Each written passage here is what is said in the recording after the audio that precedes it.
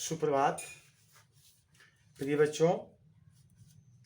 पिछले क्लास में शीर्षक भेड़े और भेड़िए के अंतर्गत पाठगत बातों से आपको अवगत कराया था। आज पुनः पाठ को नियमित करते हुए पाठ में जो अन्य मूलभूत बातें हैं उससे आपको अवगत कराने का प्रयत्न और प्रयास करूंगा। पिछले क्लास में हम लोगों ने देखा था कि बूढ़ा जो सियार है भेड़िए को कभी सर्कस में भर्ती होने की बात करता है, कभी अजायब घर में जाने की बात करता है और अंततः जब वह भेड़िया इन सारी बातों के लिए तत्पर नहीं होता तब वह ध्यान मग्न हो जाता है और उसे पुनः सब्जबाग दिखाता है कि अगर आपको पंचायत में चुनाव सुनिश्चित कर दी जाए तब कैसा रहेगा, बहुमत यदि मिल जाए तब कैसी बात रहेगी। वास्तव में भेड़िया इस पर चिढ़ जाता है और वह कहता कि कहाँ की तुम आसमानी बातें कर रहे हो। जहाँ पर भेड़ों की संख्या 90% है वहाँ पर मेरी जीत सुनिश्चित कैसे हो पाएगी। वास्तव में भेड़िया इन सारी बातों को जानता है, लेकिन वह उस सियार से यह जानना चाहता है कि क्या ऐसा संभव भी है क्या। अगर ऐसा हो सकता है तो बड़ी अच्छी बातें थी। अरे कहीं जिंदगी अपने को मौत के हाथ सौंप सकती है, मगर हाँ ऐसा हो सकता तो क्या बात थी। इसमें वह अपेक्षित है, वह अपेक्षा करता है कि अगर इस प्रकार से अगर हो जाए तो अच्छी बात है। वास्तव में जो नेता होते हैं उनकी संख्या कुछ भी हो, लेकिन छल पल प्रपंच कपट धोखा जैसे भी हो, वे हर हाल में चुनाव में जीत सुनिश्चित करना ही चाहते हैं। इसलिए उसने इस प्रकार की बात को कही। इसके पश्चात बूढ़ा सियार बोला, आप खिन्न मत होइए सरकार, एक दिन का समय दीजिए, कल तक कोई योजना बन ही जाएगी। मगर एक बात है, आपको मेरे कहे अनुसार कार्य करना पड़ेगा। स्वाभाविक रूप से सियार उसे समझाता है कि आपको अप्रसन्न होने की जरूरत नहीं है, एक दिन की समय दीजिए, कुछ न कुछ योजना हम बना लेंगे और हम आपकी जीत सुनिश्चित करने के लिए सारे प्रयासों को सफलतापूर्वक लागू करने का प्रयत्न करेंगे। वास्तव में उसकी एक शर्त थी, वह यह कि हम जो कहेंगे उसके अनुसार चलना और करना आपको होगा। मुसीबत में फंसे भेड़िए ने आखिर सियार को अपना गुरु माना और आज्ञा पालन की शपथ ली। आप सोचिए, जो व्यक्ति हमेशा सियारों को ही खिलाता पिलाता रहता हो, उसके डर भय से सियार दबे हुए रहते हैं। आज समय विपरीत है, उसकी आज्ञा का पालन करना उसकी तोहमत बन गई है, वह गुरु बन गया है और आज यह जो है सो सारी क्रियाओं को निष्पादित करने के लिए तत्पर है। स्वाभाविक रूप से उसे आज्ञा पालन की शपथ ली। एक दूसरे दिन बूढ़ा सियार अपने 3 सियारों को लेकर आया। उनमें से उसने एक को पीले रंग में रंग दिया था, दूसरे को नीले में और तीसरे को हरे में। वास्तव में बूढ़ा सियार जो था 3 सियार को लेकर के आता है, तीनों सियार को 3 रंगों में रंग करके लाता है। वह उनकी स्वाभाविक प्रकृति और प्रवृत्ति को पूर्ण रूप से परिवर्तित कर दिया है, बदल दिया है। भेड़िया ने देखा और पूछा, अरे ये कौन है? बूढ़ा सियार बोला, ये भी सियार हैं सरकार, मगर रंगे सियार हैं, आपकी सेवा करेंगे, आपके चुनाव का प्रचार करेंगे। वास्तव में उसका परिचय देते दिलाते हुए उसने कहा कि ये भी सियार ही हैं, लेकिन ये रंगे सियार हैं, मतलब बनावटी सियार हैं।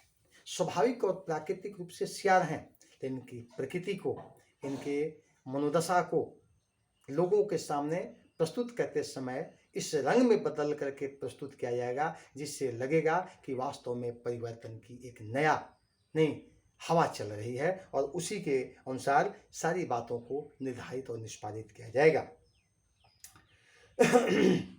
बूढ़ा सियार बोला, ये भी सियार है, मगर सरकार ये रंगे सियार हैं, आपकी सेवा करेंगे, आपके चुनाव का प्रचार करेंगे। उसने बताया कि आपकी सेवा और प्रचार का 2 कार्य अवश्य करेंगे।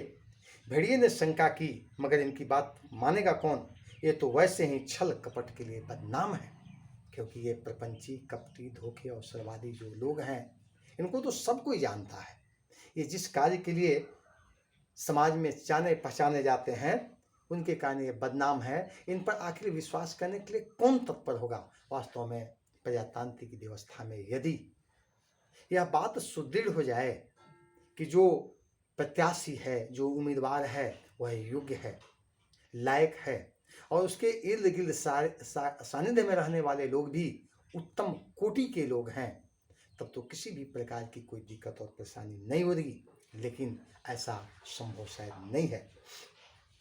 सियार ने भेड़िए का हाथ चूम कर कहा, बड़े भोले हैं आप सरकार। अरे मालिक, रूप रंग बदल देने से तो सुना है आदमी तक बदल जाता है, फिर ये तो सियार ही है।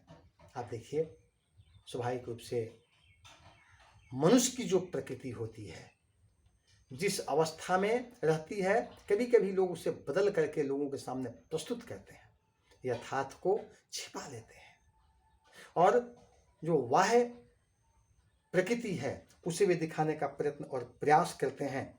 स्वाभाविक रूप से ऐसी हालत में अगर इनको बदल दिया जाए और बदलने के उपरांत परिणाम हम लोग के पक्ष में आता है, तो इसमें किसी भी प्रकार की कोई दिक्कत बिल्कुल नहीं है। और तब बूढ़े सियार ने भेड़िए का रूप बदला, मस्तक पर तिलक लगाया, गले में कंठी पहनाई, मुंह में घास के तिनके खोस दिए, बोला, अब आप पूरे संत हो गए, अब भेड़ों की सभा में चलेंगे, मगर 3 बातों का ख्याल रखना। अपनी हिंसक आंखों को ऊपर मत उठाना, हमेशा जमीन की ओर देखना, और कुछ बोलना मत, नहीं तो सब पोल खुल जाएगी, और वहाँ बहुत सी भेड़ें आएंगी, सुंदर सुंदर, मुलायम मुलायम, तो किसी को तोड़ मत खाना। स्वाभाविक रूप से आज यह बूढ़ा सियार भेड़िए के रंग, रूप, आकार, प्रकार में पूर्ण परिवर्तन चाहता है। वह उनके मस्तक पर तिलक लगाता है, गेरुआ वस्त्र पहनाता है, गले में रुद्राक्ष की माला डालता है, कंठी माला डालता है, घास जो है उनके मुंह में डाल देता है, ताकि पूर्ण रूप से यह शाकाहारी है, मांसाहारी बिल्कुल नहीं है, और यह संत हो गया, संत। अब आप पूरे संत हो गए। संत हृदय नवनीत समाना। संत का हृदय नवनीत से भी कोमल और चिकना होता है, क्योंकि ऐसी प्रकृति से ही लोग उन्हें सम्मान देते हैं और वह स्वयं सम्मान पाता है। इसलिए वह भी सम्मान के योग तभी हो सकता है जब वह इन प्रकार के वाह्य आवरणों से उसे सुसज्जित किया जाए। लेकिन यहाँ पर वाह्य आवरण तो निश्चित रूप से लोगों को आकृष्ट करने का केंद्र बिंदु हो सकता है, लेकिन इनकी प्रकृति, इनकी आदत में कोई सुधार हो जाए, ऐसा शायद ही देखने को मिलेगा। उसने कहा कि 3 बातों का हमेशा ख्याल रखना। अपनी हिंसक आंखों को देखिए, मनुष्य का या किसी जीव का जो प्रकृति है, अगर वह हिंसक है तो मुख की आकृति से बात समझ में आ जाती है कि इसका वास्तव में जो प्रकृति है वह कैसी है। और इसके बाद उसने दूसरी बात बताई कि हमेशा जमीन की ओर देखना, कुछ बोलना मत, नहीं तो पोल खुल जाएगी। किस पोल खुलने की बात की? कि यह हिंसक प्रवृत्ति वाला जीव है, यह जीवों को मार करके खाता है, और हिंसा करने की इसकी जो प्रकृति है वह बदली हुई बिल्कुल नहीं है। इस पोल के संदर्भ में उसने चर्चा की। वहाँ बहुत सी भेड़ें आएंगी, सुंदर सुंदर, मुलायम मुलायम, तो कहीं किसी को तोड़ मत खाना। वहाँ पर जो भेड़ें आएंगी, उन भेड़ों को देखकर स्वाभाविक रूप से उसके मुंह से पानी आएगा, और कहीं ऐसा मत करना कि वह तोड़ खाना, बल्कि बड़ी ही अपने मन पर काबू पा करके उनको देखने के पश्चात भी नियंत्रित होकर के रहना, ताकि जो उपयुक्त चीज़ों को दिखाया गया है, आवरण दिया गया है, उसमें कोई कमी न हो। अगर ऐसा हुआ तब तो प्रजातंत्र में तुम्हारी जो व्यवस्था है जीत सुनिश्चित करने की, शायद वह धरी की धरी रह जाएगी। इसलिए यहाँ पर इन बातों को रेखांकित करते हुए यह बताने का प्रयत्न और प्रयास किया है कि आप ऐसा मत कहना जिससे हम सबों को कठिनाई हो। तो आज के लिए इतना ही। अगले क्लास में इन बातों को नियमित किया जाएगा। धन्यवाद।